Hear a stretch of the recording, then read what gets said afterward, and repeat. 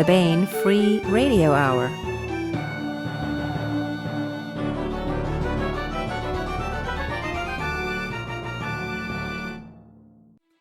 On the podcast, those who stare into the sun revealed to be gifted with universal consciousness and wisdom, rendered useless because they're so stupid they stare into the sun.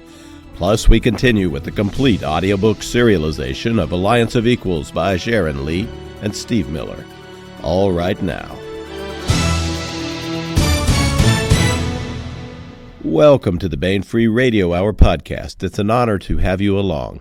I'm Baen Senior Editor Tony Daniel. This time we have Larry Correia in the studio for the first time. Also along is Baen Executive Editor Jim Minz.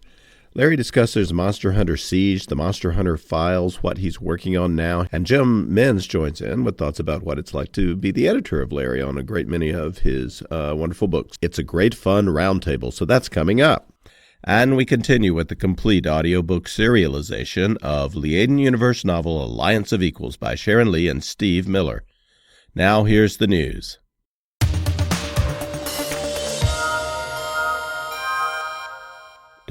Da-dum. Yeah, the new November mass market paperbacks are here, suddenly looming like small monoliths, bringing alien knowledge and serving as gateways to wondrous realities. Hey, and mass market now is the latest Ring of Fire solo novel by Eric Flint. This one is 1636, The Ottoman Onslaught. Armed with new weapons inspired by the time-displaced Americans of Grantville, the Turks are determined to capture Vienna. And the Ottomans, possessing airships, breech-loading rifles, rockets, and even primitive tanks, are set for success. The only force that may stand to stop them is the United States of Europe 3rd Division, commanded by the redoubtable Mike Stearns. Also out is The Golden Gate by Robert Buettner. When the world's richest man is the victim of a car bomb and literally blown off the Golden Gate Bridge, the attack is attributed to terrorists, and the world moves on.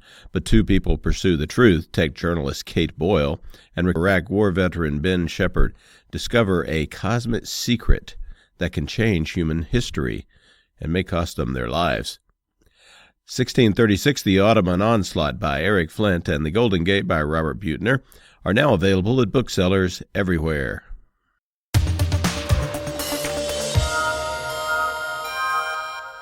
Welcome, Larry Correia, to the podcast. And this time we have Larry at the Baen offices in the studio for the first time ever. He's certainly a regular appearer on the podcast, but it's great to have him here. So welcome, Larry. Glad to be here. And we also have with us Baen. You're executive editor now, I right? certainly am Baen executive. Don't I look editor. Executive? Exactly. You should see my three-piece suit, everybody. He's got a three-piece. It's wearing a Wisconsin jersey. Wisconsin. He's probably got some Green Bay underwear on under there somewhere too. I almost put the Packer socks on, but they're white and they clash with the outfit. So Jim Minz is here as well. And let me do a little spiel on Larry. This is straight, since I'm not exactly super prepared today. This is straight out of the Siege biography. Larry Correia is award-winning competitive shooter and a movie prop gun master, and was an accountant for many years. He's the creator of the Wall Street Journal and New York Times best-selling Monster Hunter series. The first entry is Monster Hunter International, which I'm sure everyone out there knows if you're listening to this.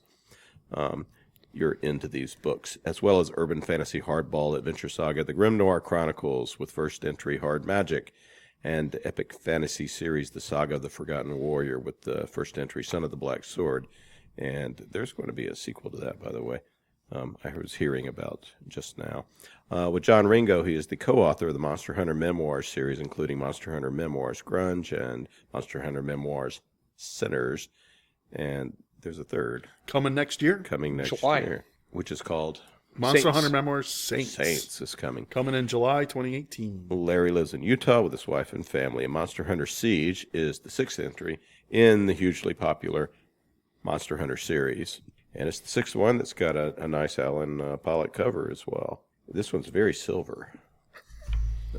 So I have not finished Siege, but this is one where it's an Owen book, right? And it's one where Owen deals with some of his father stuff, right? Is that fair to say?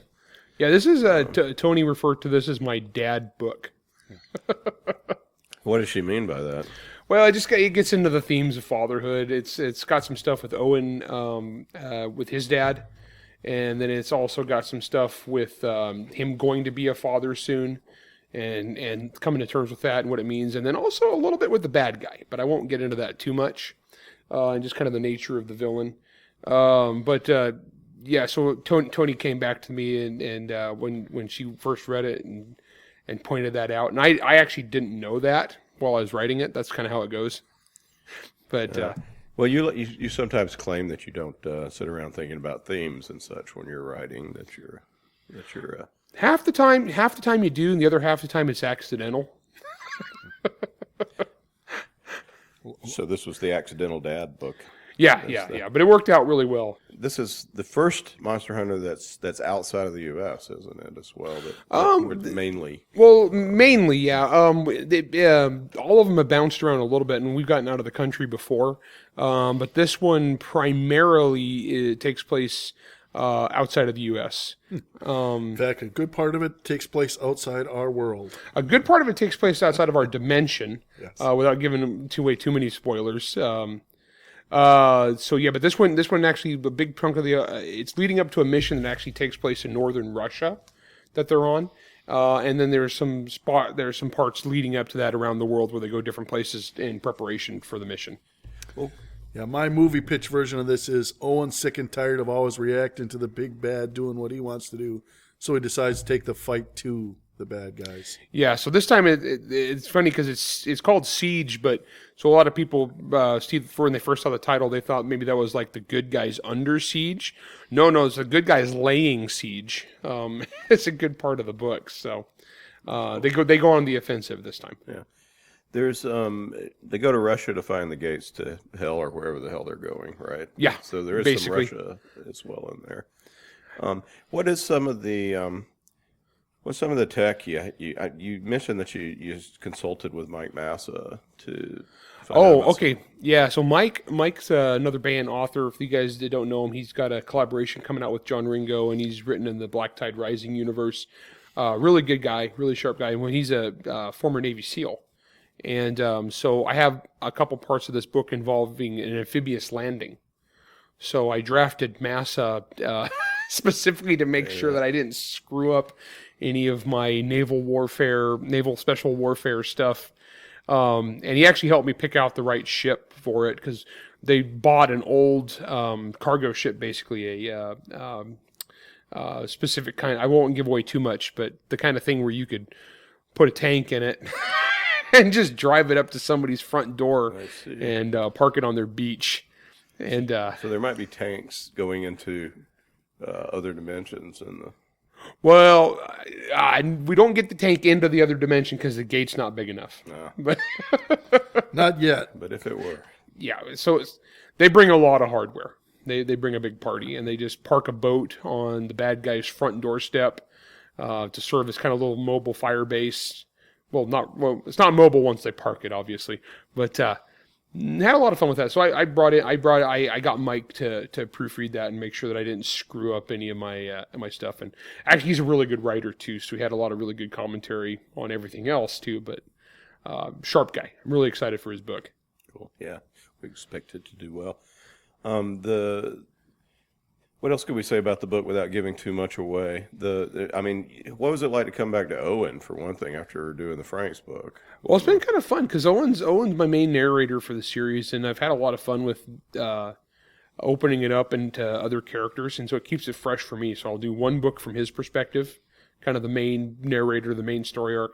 Then I'll have one book where I diverge and go off with somebody else, and then I get to jump back and forth. It keeps it fresh. It keeps it interesting. The books not from his perspective are written in the third person, and I get to kind of jump around a little bit more into more people's heads and tell a little wider story.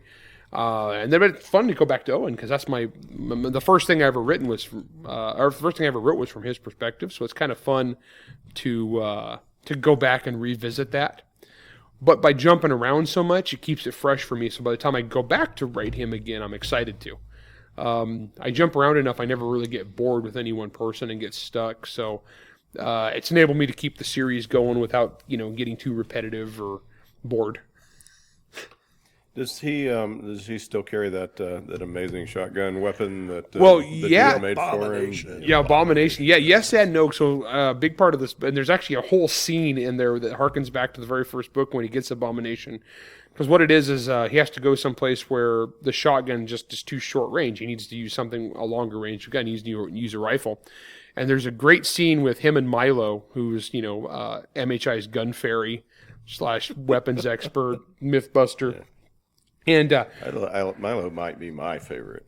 I love Milo. He's a great character. Anyway. Well, so there's this scene between the two where Milo's trying to tell him he needs to get a different gun, and Milo's already got one picked out. And so my fans have actually made T-shirts that talk about have death hippos on them. And so where this comes from is there's a part where him and Milo are walking along, and Milo picks out this rock that's a vaguely hippo-shaped rock at like 600 yards. And starts talking about how that's a death hippo and it's coming right at you. What are you going to do? Sorry, I shouldn't bump the table. I was like, well, Milo was very excited. And so Owen's talking about what he would do. And Milo keeps correcting and was like, no, because by then the death hippo would have melted you with its laser vision. And it's like, oh, come on, they can't have laser vision. And just making crap up. All in a convoluted attempt to get Owen to switch to a rifle for the mission. But yeah, so it's a hypothetical death. Well, it's not that. It's a hypothetical death hippo, but the rifle's real. So actually, I built the real gun. So Owen's gun is a Cazador, is what it's called. And what it was is when I was on 2 years ago, I was on book tour, and I was going through Minneapolis, Minnesota, and I got contacted by a gun company in Minnesota. JP Enterprises makes high-end rifles for competition purposes, and they asked me to come to their factory. And I just mentioned in the next book I was going to have to hook Owen up with a rifle. And they're like, ooh, what if we built it for you? And so they did. I've got Owen's gun as a real gun that you could buy from a high-end gun company. We actually have, it might be their catalog or an ad that shows that thing. Yeah, it's funny. They actually, really pretty. So they took my rifle. The first one was for me, and they built it for me, and I was shooting it. And a gun magazine wrote an article about it, and they actually had Owen Pitt art they in a gun magazine, which is kind of fun. I'm probably one of the only writers that gets that kind of treatment. Pretty cool fan base. Well, yeah, it was. I got a little personal anecdote to insert here. Larry, of course, as a competition shooter, used to shoot shotgun, and I bet many of you out there have had the pleasure of meeting Larry. Big, affable, almost teddy bear of a guy, so friendly, always willing to talk to fans, always willing to geek out about books, about science fiction, about guns. Well, one day we were at Dragon Con visiting the armory, and they had his model of Sega shotgun, right? I think so. Yeah, Sega shotgun he used to shoot competitively. And they took it off the wall for him. And to see big, lovable, affable, 6'4", 300+ Larry hunch into an assault crouch over his shotgun made the little creature in the back of my brain say, fight or fright, and it was all about flight. I mean, you just want to, and that's somebody who I'd go behind kicking in any door with that shotgun in his hand. All business over that.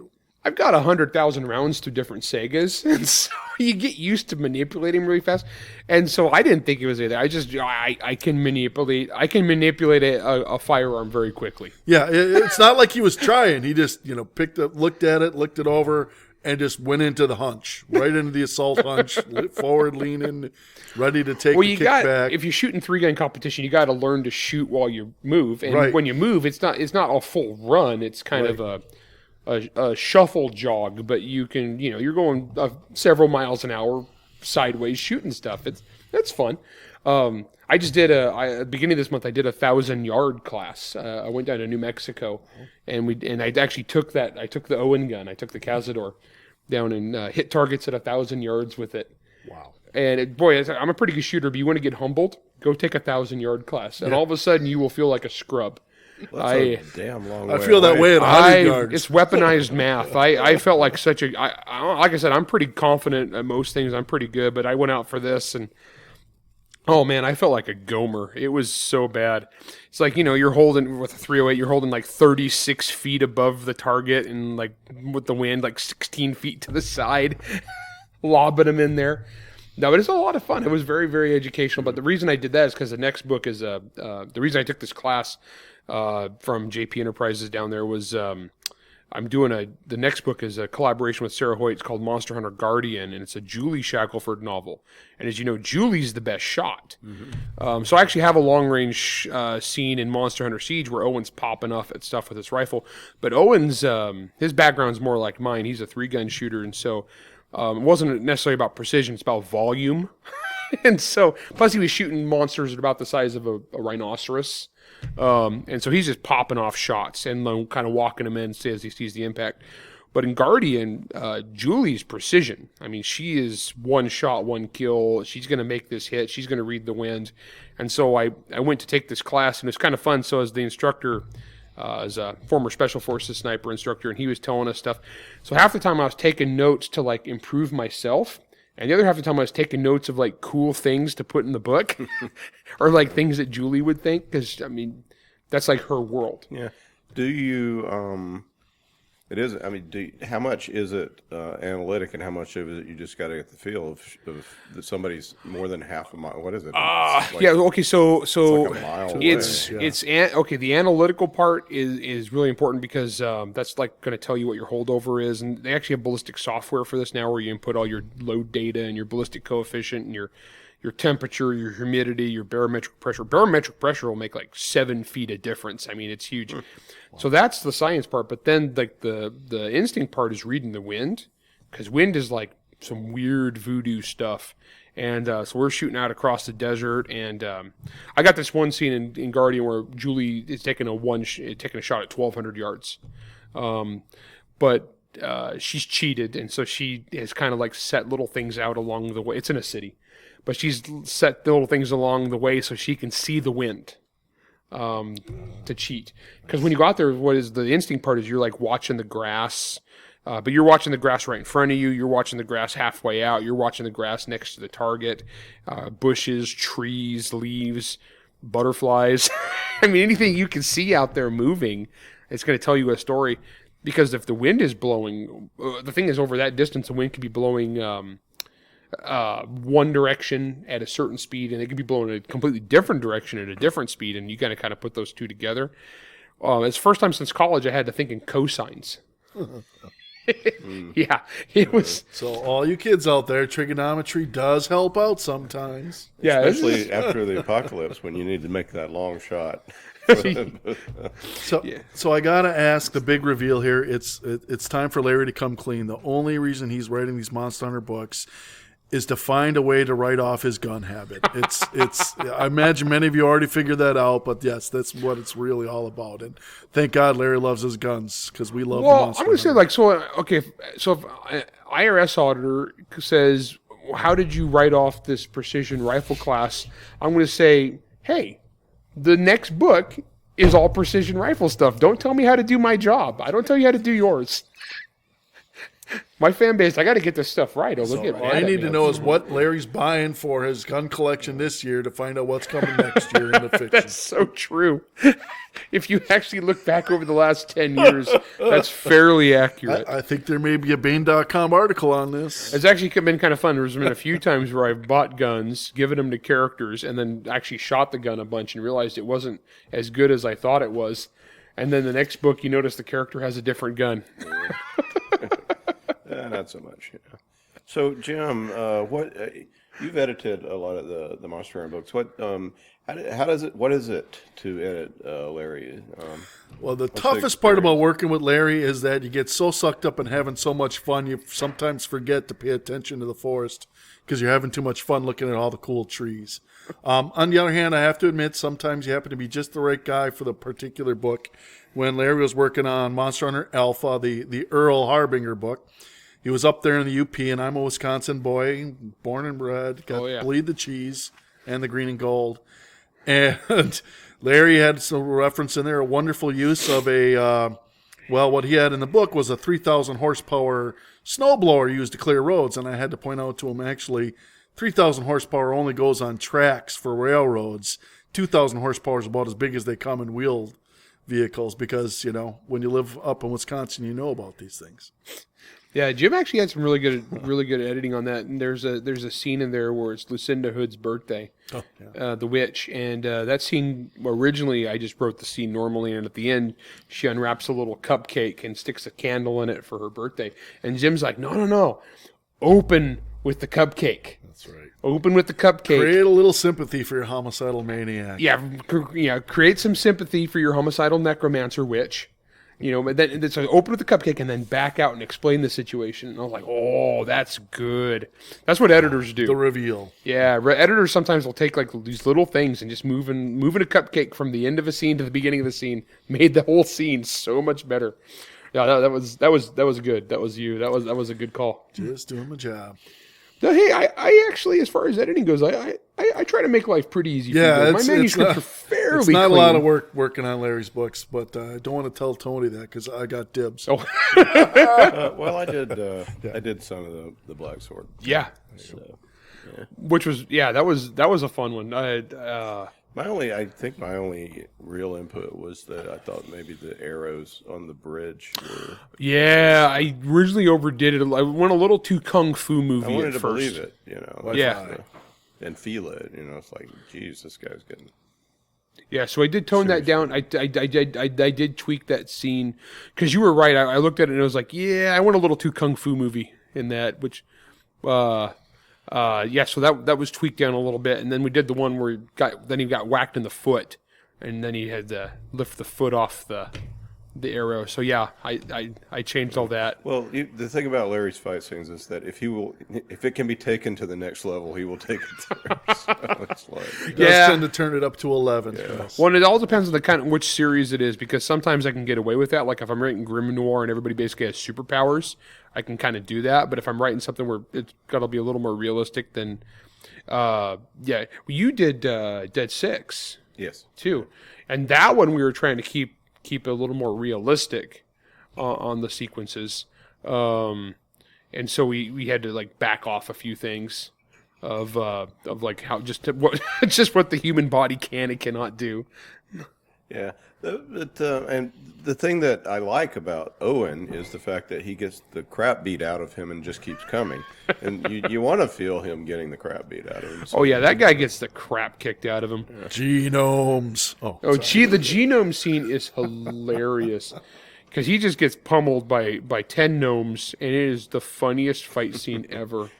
We discussed that before on the. I mean, that is probably the classic. It may never be topped. That is one of the best fight scenes of all time. It inspired me to start a whole race for the Pathfinder gaming system. My brothers and I have genomes with permission, used with permission.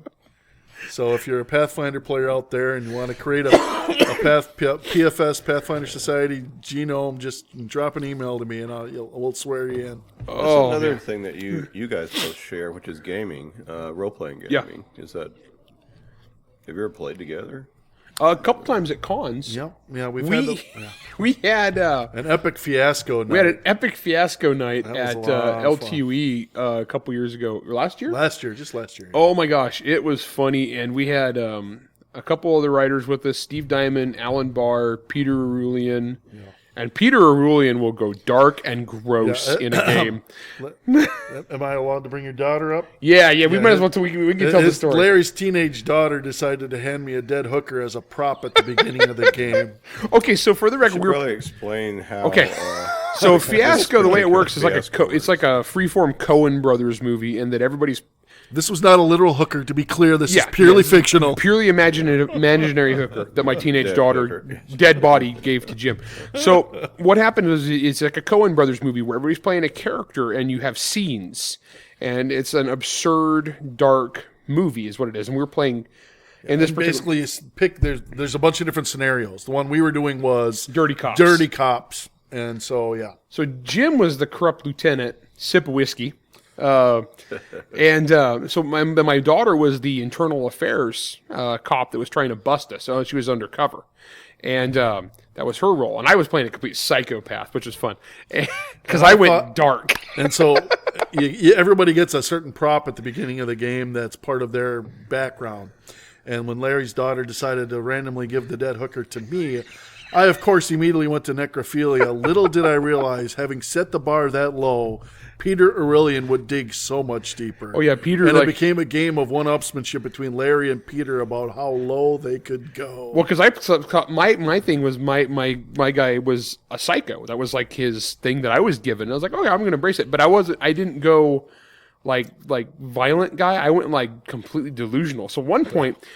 there's this, like, we were having we're at a crime scene where this dog walks out from behind a dumpster, or somebody has it, and so I start having a conversation with the dog like it's David Berkowitz's dog. So I look at Steve and put Steve on the spot. So all of a sudden, Steve starts acting out the dog and starts telling me all this really dark stuff.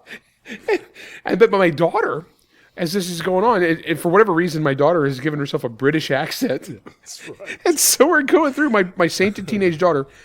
And can I use bad words on this? Yeah, sure. Okay. So we can edit. Okay, so at one point Jim does something to hose my daughter in her investigation. So my daughter, in character, looks across and yells with her British accent, "Suck a dick, sick whiskey." And she yells this at Jim. And as a father, there was a moment of, oh my gosh, this is my sainted daughter saying this. But also as a gamer, I was like, that's awesome. And so there was this. It was a moment of, oh man, I'm either a really good dad or a really bad dad. Yeah.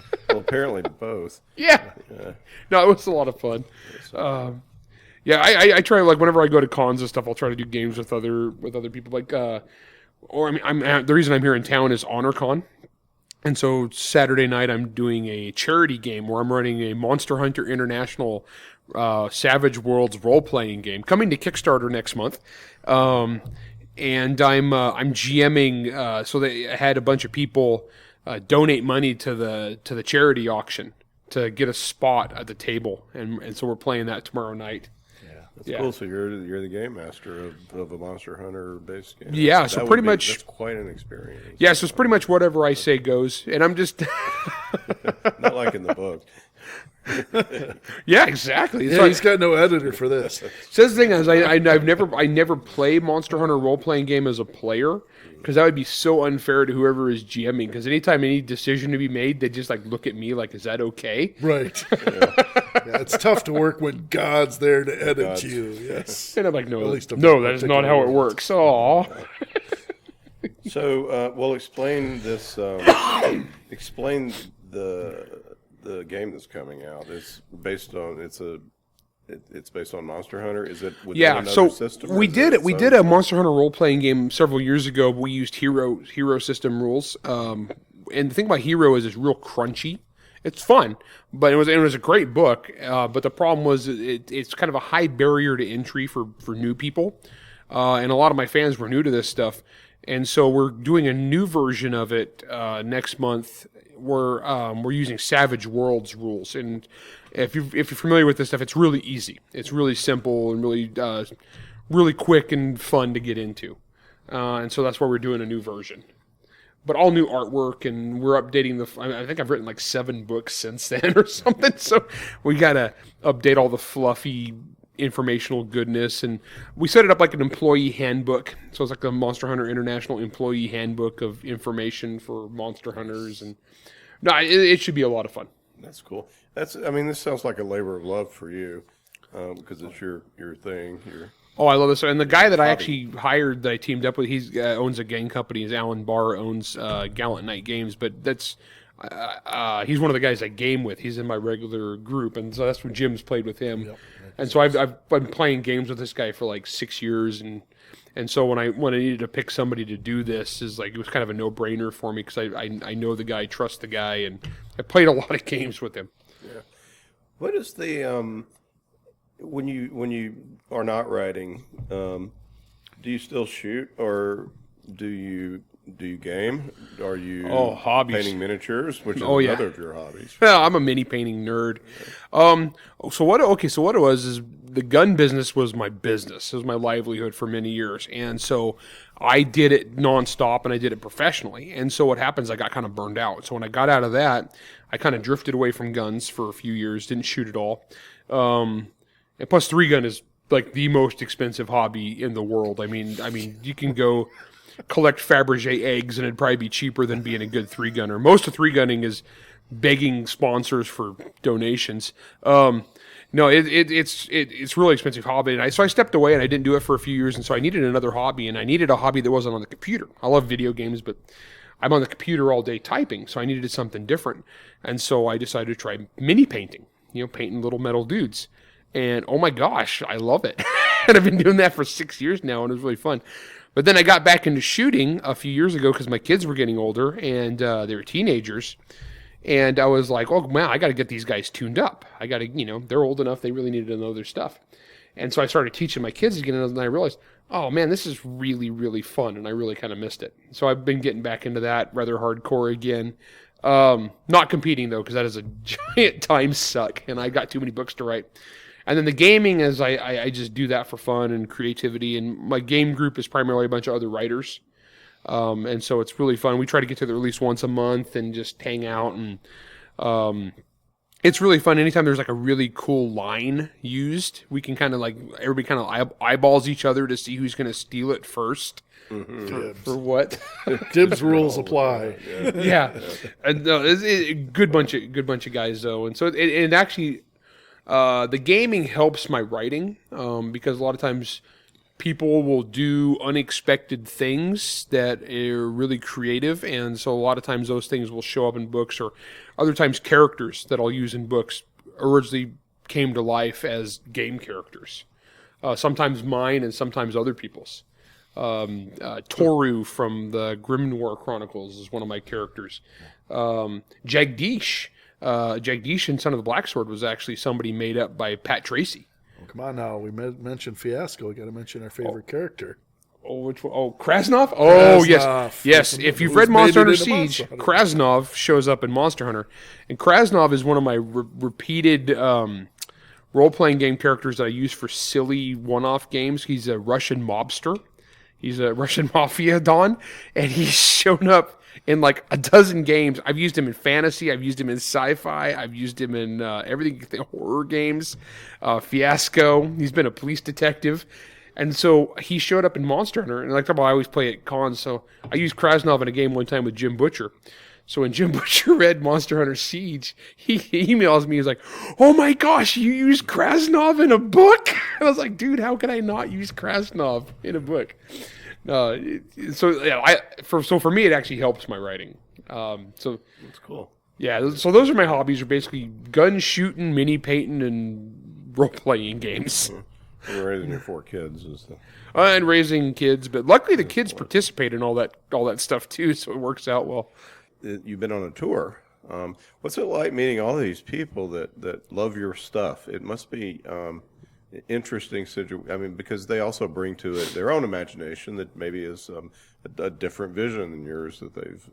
Yeah, I have a great fan base. My fan base is amazing. There's a lot of them, and they're super enthusiastic. And sometimes they go off in the weeds and do weird stuff. We've got a really active Facebook page. It's the Monster Hunter International Hunters Unite Facebook page, and I think we got like 7,000 or 8,000 people on there now, and they will come up with the weirdest stuff and the weirdest damn questions about like my universes. And like, if this happens and this happens, like, I have no idea. And then they'll tag me as like to answer these questions, and I don't even know how to respond on half of them. But yeah, they're super enthusiastic. This last tour, I was it was about 2.5 weeks, I think, 3 weeks on the road. Well, actually, it was a little longer. We had a con at the beginning and the end, and was all over America. It was like a dozen airplane flights, and hit a different city every day. You wake up in a different hotel room. By the end, you can't remember where you are. But we had a lot of fun. Our Texas events were huge. They're crazy. We had 150 people in Dallas. It was nuts. Dallas. Yeah. I like that bookstore a lot. It's a huge bookstore. Really nice people. Yeah. But yeah, we filled it. We packed that place. It was great. We had and Dave Butler teamed up with me for that, and so we actually I had a musical opening act. Yeah, well, we just the week before last, Dave was I had Dave's interview with Dave, and we interspersed it with cuts from his Witchy CD that he's been. Oh man, I had because he played the same song. So for 3 days I was with Dave, All my Texas stops. And Dave would take the first half an hour and play some songs. So I had Old King Andy Jackson stuck in my head, the song for the rest of book tour. And I would be in the shower. Old King Andy Jackson. Yep. Oh man. Yeah. So the next morning, like for the rest of the book tour, I'd be like in the shower in the morning singing Old King Andy Jackson. And I'm like, damn it, Dave. Yeah. So he totally gave me an earworm. Yeah. That's cool. I mean, he's like he channels that Scotch-Irish past somehow. He's got a handle on that. He's a talented dude. Yeah. So, well, that's really cool. And now you're back to working on Monster Hunter Guardian. Is that? Well, Sarah's working on that. That one's a collaboration because Sarah is the best young Julie Shackelford voice. Okay. I mean, she just nails it. So it's going to be a Sarah White, Larry Correia collaboration. Yeah, and so we're working on that now. But the one I'm actively working on myself is it's called House of Assassins, and it's the sequel to Son of the Black Sword. Excellent.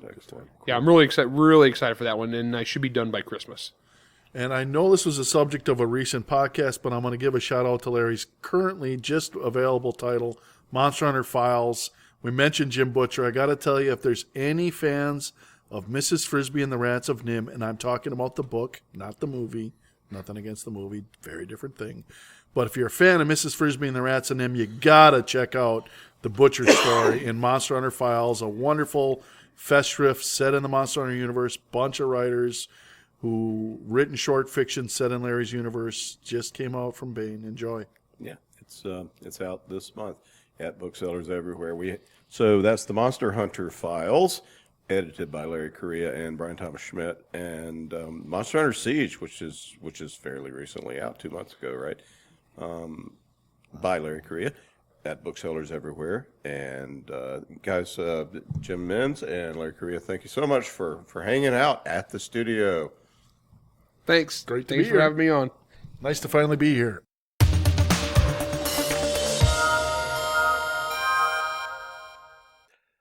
This is another entry in Alliance of Equals, a Liaden Universe novel by Sharon Lee and Steve Miller. Beset by the angry remnants of the Department of the Interior and challenged at every turn by opportunists on their new homeworld of Surebleak and low on funds, Clan Corval desperately needs to reestablish its position as one of the top trading clans in known space. To this end, Master Trader Sean Yoskalen and Corval's premier trade ship Dutiful Passage is on a mission to establish new business associations and to build a strong primary route that links well with existing loops and secondary routes. But reestablishing trade and preserving the lives of the few remaining members of the clan aren't all of Corval's problem. Matters come to a head as Dutiful Passage, accustomed to being welcomed and feted at those ports on its call list, finds itself denied docking and blacklisting while agents of the DOI mount armed attacks on others of Corval's traders under the very eyes of port security systems. Traveling with Dutiful Trader on this unsettling journey is Paddy Yoskalen, the master trader's heir and his apprentice. Paddy is eager to make up for time lost due to Corval's unpleasantness with the Department of the Interior, but she is also keeping a secret so intense that her coming of age and perhaps her very life is threatened by it. And here is the latest entry in Sharon Lee and Steve Miller's Alliance of Equals.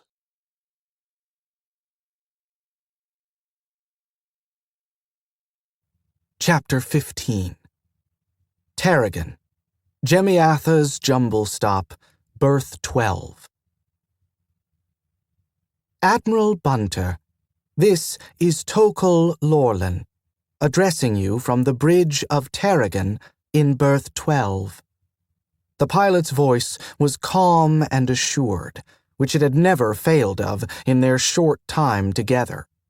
That unflappable manner might, Tolly thought, be considered a flaw by some, but he wasn't among their number. Logic and rule sets weren't enough to support a healthy intelligence. Inconvenient as they were, emotions, the ability to experience joy, satisfaction, chagrin, loss, were vital to the long-term viability of a self-aware intelligence. That wasn't to say that some personalities were more reserved than flamboyant.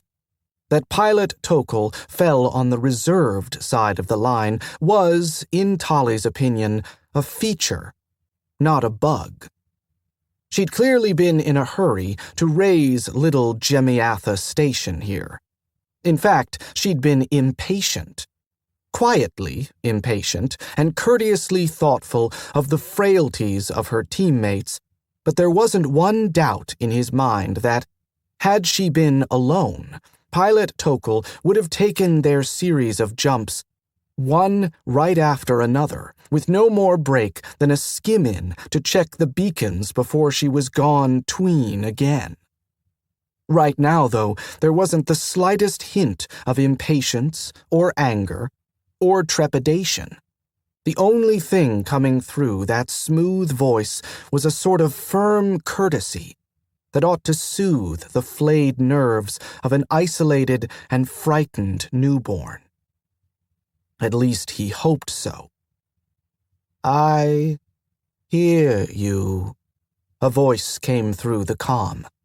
The words were slow and oddly spaced, but there was inflection, even in so brief a declaration. This was not the voice of a machine. "Good," Tokol said. "I am pleased to make your acquaintance, and I apologize for being so long to come to you." "Why are you here?" the Admiral asked, and Tolly nodded to himself. Perfectly reasonable question. "I was sent to assist you in your situation here.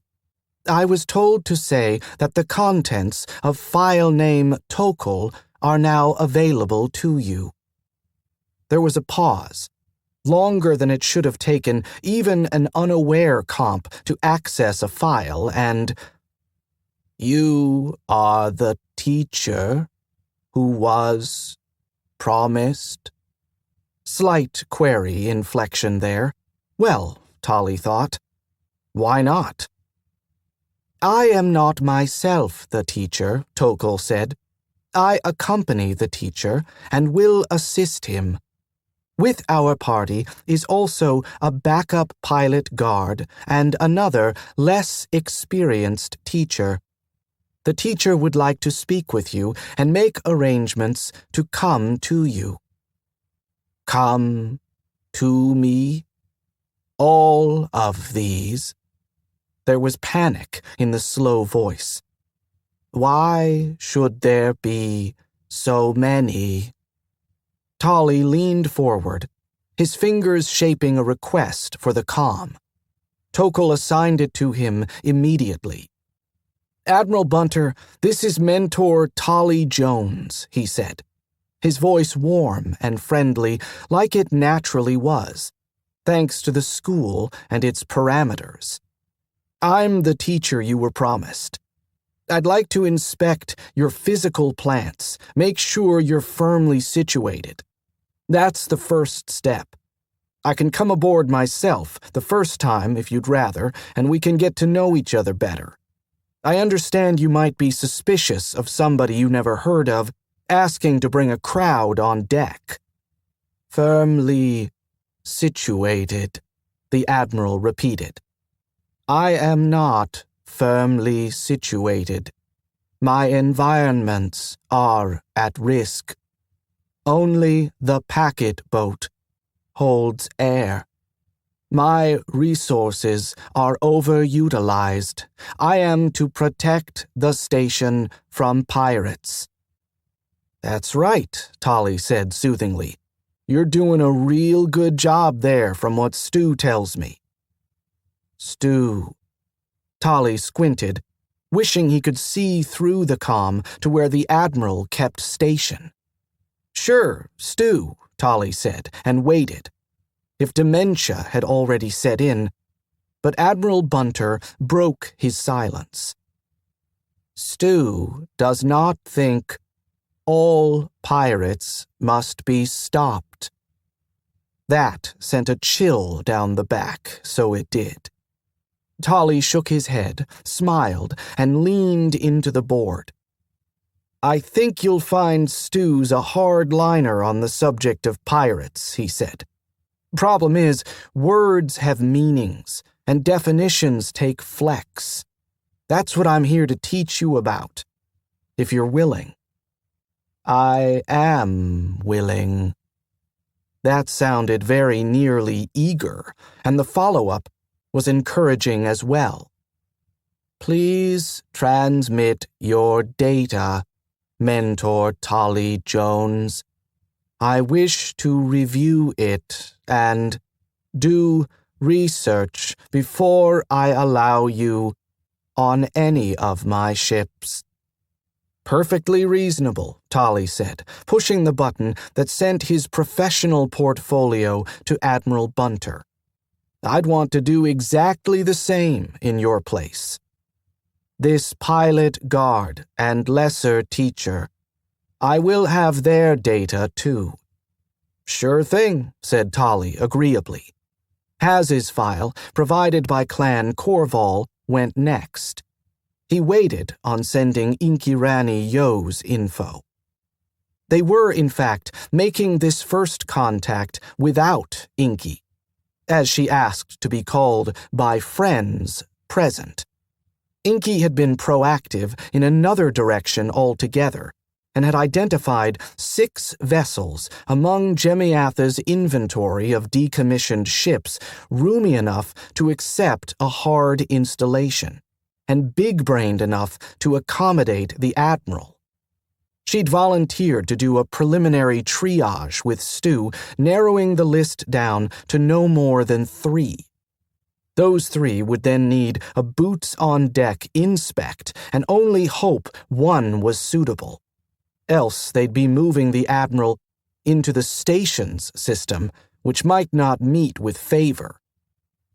I have accessed the file of Hazenthul Norfelium, Admiral Bunter stated. She is not a teacher. I wouldn't set her aside too quick as a teacher, Tolly said. But you know Tokal just told you Haz is a pilot guard. The universe isn't exactly safe, and we wanted to make sure we got to you without any further delays. There are pirates?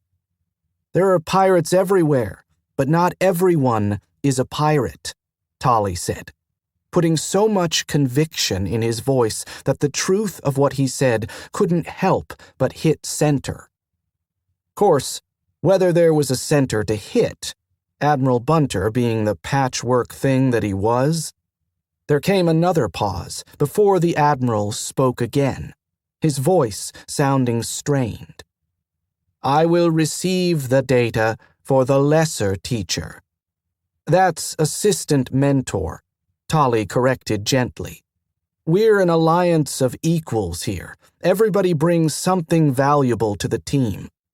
The assistant mentor now. Inkirani Yo is her name, and he pressed the key for the 3rd time. You should have her file now.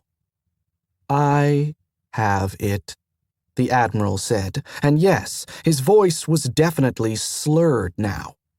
Tolly shivered, hoping that they hadn't just blown one of the old comps. I will study these things, Admiral Bunter stated. Good, Tolly said briskly. When may I come aboard? After I have studied and thought, the Admiral said. At what hour? Tokal asked, taking the comm back. May we call again, Admiral? 3 station hours, came the unsteady reply. Call back, then. Admiral Bunter, out. The comm light snapped from active to waiting. Tolly sighed and sat back in his chair. He is badly wounded, Hazenthul said from her perch on the observer's chair. I think you're right, Haz, he said heavily, and looked to first board. We might be too late, pilot. If that little bit of interaction wore him out, he's not strong enough to survive a move. Tokul raised her head, the screen showing the lines of a woman's determined face. "You will try, though, Mentor." He took a deep breath. Pilot Tokul had some personal investment in this project, that was clear, and he wanted to disappoint her even less than he wanted to fail the Admiral. Brought into this nasty old universe unasked and abandoned to fend for himself with too few rules to guide him. "I'll try, Pilot," he said, and shivered, like he had maybe promised too much. Ship togs had been laid out on a nearby chair, and he pulled them on, taking note of the smooth hands that did the work. The slim, unmarked feet, firm knees, and flat belly. There was no mirror so that he might survey the rest of himself, but what he could see was enough to wake another sort of shiver. He was an old man, his waist soft and his knees knobby. His hands bore the shadows of scars gained in youth, and the skin around the knuckles was stretched. This body, which dressed itself at his command, was the body of a young man. He settled the sweater and turned to face his companion. "Aliana," he said. And it was the arid plain he recalled now, and her finding of those other doors for them to try. "Aliana," he said, his own voice in his ears, deep and rough and grainy as ever it had been. "What place is this?" Before she could reply, the door opened smartly, and they both turned as a dark-haired man entered. He was taller than Dov, black hair tipped with red, and a closely trimmed dark beard, despite the testimony of which he did not seem quite Terran. He was dressed as they were, in simple sweater and pants. His feet were bare. Dov remembered him very well, and the memory did not soothe him. "I beg your pardon, Pilot Yosfelium," Uncle said, his voice bearing a slight accent that was neither Liaden nor Terran. "You and your lady are guests aboard my own ship, Vivalange Prosperu.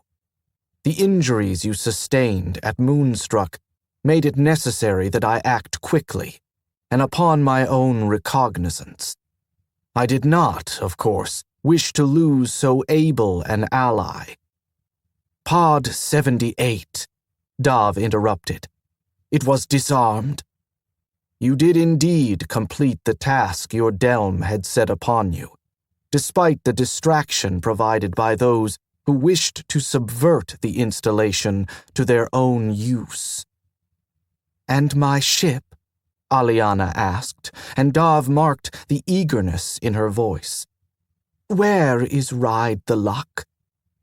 Uncle turned a sober face to her. "Pilot, it grieves me to bring you the news. Ride the Luck was destroyed by enemy action as it sat at dock on Moonstruck." The unfamiliar round face of the woman who called herself Aliana paled. She drew a hard breath as if she had been dealt a crippling blow. Which she had been, Dov thought. A pilot deprived of her ship would feel the loss like a knife to the heart. "They brought a Cyclops against your ship," Uncle said, softening his voice. "It fired to defend itself, but against so much." "All honor," she whispered, and averted her face. "She was a worthy ship." "Indeed." "Our ship killed, and myself badly injured," Dov said, after a moment. "You took it upon yourself to bring me to your own vessel." He held out his unmarred hands, soft palms turned up. "This is not the work of an auto-dock unit." "Pilot, it is not. I will tell you plainly, You had lain too near to death, and for too long a time. The autodoc was unable to restore you wholly. And thus I made my next decision, which was that it would not be the work of a friend to deprive Corval of two of its treasures in these times of strife and trouble. He bowed slightly. I therefore used those instruments at my command, and brought you both into new, undamaged bodies. How did you know, Dov asked, that there were two? Uncle smiled. Why, Pilot, you told me yourself. When it had become plain that the dock had done all that it could, and those efforts were insufficient, we roused you, and offered the pods from your jacket pocket, thinking that they might accomplish what we could not. The first you refused, by reason that it was Aliana's. He inclined his head to her. The second you also refused, stating that it was not ripe. And you took that to mean that you must preserve me until the pod was ripe? Pilot, no. I took it to mean that Corval's damned tree was perhaps more far-sighted than I. It might dice with the universe, but I could not afford to bet against it. He sounded annoyed, did Uncle. Dov felt a certain amount of sympathy. This process of bringing us into undamaged bodies, he prompted, suppressing yet another shiver. Uncle inclined his head. Yes, he murmured, and met Dov's eyes. For you, the process was, let us say, simple. We had an overabundance of your genetic material with which to work. The body in which you now reside is, genetically, Dov Yosfelium clan Corval. However, he looked to Aliana, who returned his regard placidly, then he turned his gaze again to Dov. For Pilot Kalen, we had no such abundance of material. We were therefore forced to improvise. Those things that we were able to ascertain, eye and hair color, skin tone, height, cosmetic matters, you understand, those things we programmed into the receiving vessel. The blank, Aliana said, and he nodded to her. Indeed, the blank. Pilot Kalen will scan as Liaden, but she will not scan as Aliana Kalen. He paused. Dov mentally reviewed a pilot's exercise for calmness. Aliana was, they both were, residing within vat-grown bodies, which was disturbing enough. That those bodies had been grown by the uncle, who was occasionally a fellow traveler, but never precisely a friend, a man known for putting his own advantage first over the centuries of his existence. There is, Uncle said, interrupting these thoughts. His voice was gentle now. There is a known effect when a personality is transferred into an unseeded blank. You understand that the material is, by design, elastic, open to manipulation and suggestion. It remains so for a period following a transfer. During this period, the personality may, and very often does, impose itself upon the body, which will come to look very much like the body the personality recalls. He bowed to Aliana. She inclined her head. I am grateful, she said, which waked another shiver that Dov sternly repressed. Thank you, Uncle, for the service you have performed on my behalf. Aliana was grateful. Well, and so she might be, embodied after so many years a ghost. Doubtless the uncle had counted upon their gratitude in his calculations regarding their lives. He spoke true. Dav considered when he said that he wished to avoid Corval's anger. His own proclivities and practices would have convinced him that the Delm would prefer to receive living elders back into the clan than the news of their deaths. Dav had been Delm of Corval, as had Aliana beside him. He was inclined to think that he might refuse the return of his elders once the manner of their survival had been made known to him. Who could know what the uncle bred into his blanks? How, indeed, could he trust himself when he had been laid open by this man who always and ever played his own game? And Aliana? She seemed to be Aliana, despite the face that was the wrong shape and her apparent youth.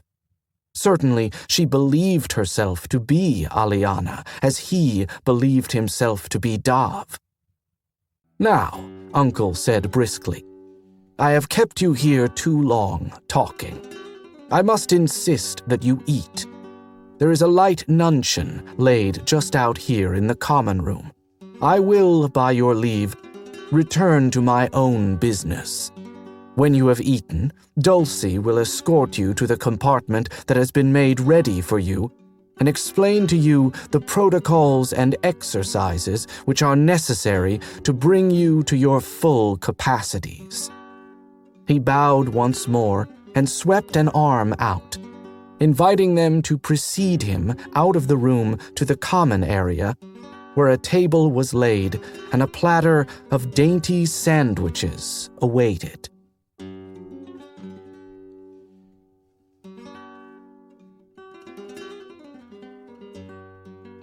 That was another entry in the complete audiobook serialization of Alliance of Equals by Sharon Lee and Steve Miller.